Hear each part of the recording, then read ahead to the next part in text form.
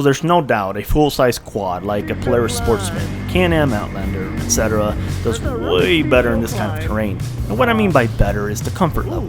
Like for instance, in this rocky terrain right here,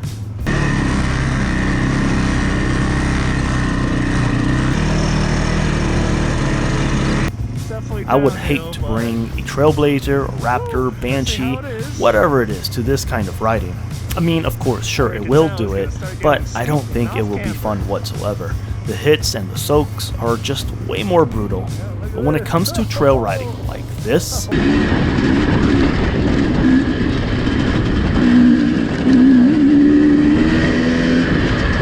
then we are talking. Now, I'm not doing anything crazy on this video. Just a few things to consider. One, I am by myself. There's no cell phone service out here. So what would happen if I were to get into a bind or lose control? There's no one around here to help me. Two, these are 50-inch trails. The camera really widens these trails since we all know about the GoPro effect. It really plays with the depth of the terrain. So it's pretty tough to go fast on these trails since literally they are U-shaped carved trails exactly the same width of your ATV tire to tire. So if you were to hit, say, something the wrong way or don't see that root or branch sticking out. I love the Trailblazer. Look, it clears no problem because it's off camber. So narrow, you know. Anyhow, for sake's purposes, I'm comparing this full-size Polaris 450 to this Trailblazer 330. And I have to say, hands down, the 450, without a doubt, is way more comfortable. Of course, you can carry cargo and all that stuff. However, the Trailblazer 330, honestly, to sum it all up, just lets you have way more fun. This is a two-wheel drive ATV. This trail is steep. Believe me when I say the camera flattens it out. It's just a very long climb to the top. We have snow and ice out on the trails, although not crazy deep snow, but enough to get you thinking like, hey, this thing does pretty good on a steep climb with snow.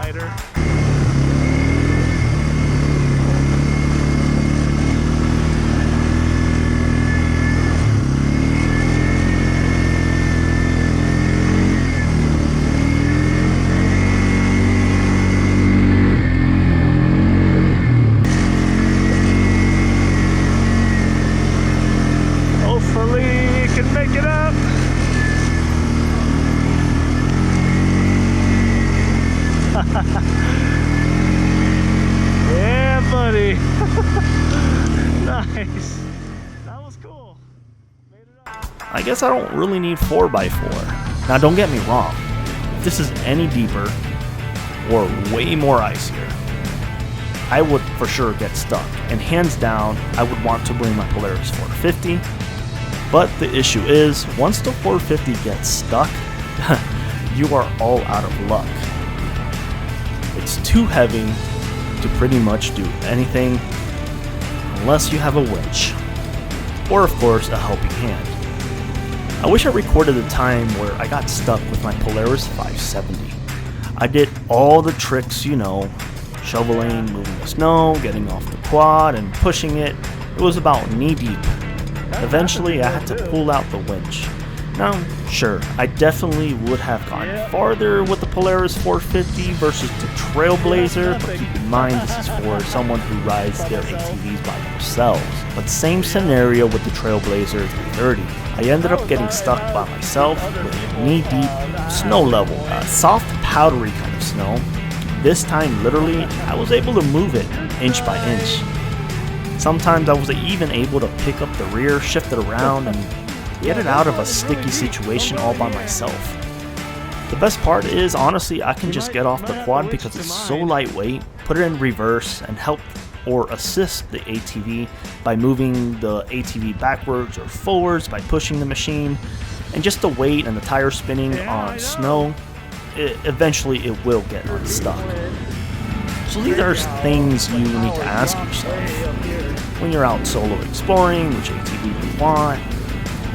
But the best part of the Trailblazer 330 versus a full-size Polaris 450 or even the 570 or whatever it is, well, it definitely is the fun fact. The Trailblazer is just way more fun. And honestly, CCs are very relative to the machine.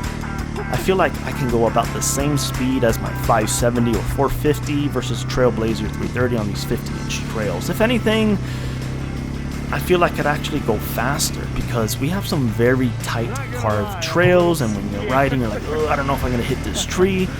Sometimes a lot of the roots and branches and rocks when they carve the trail sticks out a little bit, and they're always hitting your wheel, your rim, whatever it is. And the Trailblazer is just slightly more narrow, where it gives you a little bit more confidence to go faster on these 50-inch trails. So that's another topic. So that's why a lot of these guys also have sports quads, because they do fit a lot better on these trails versus a full-size quad.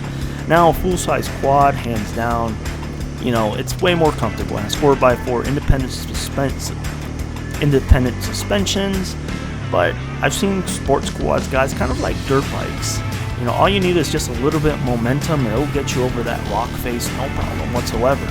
Anyhow, guys, this is just a short video between the two, nothing crazy. Let me know what you guys think in this video in the description below, or in the comments below, and hopefully you guys check out my next video. This has two wheels.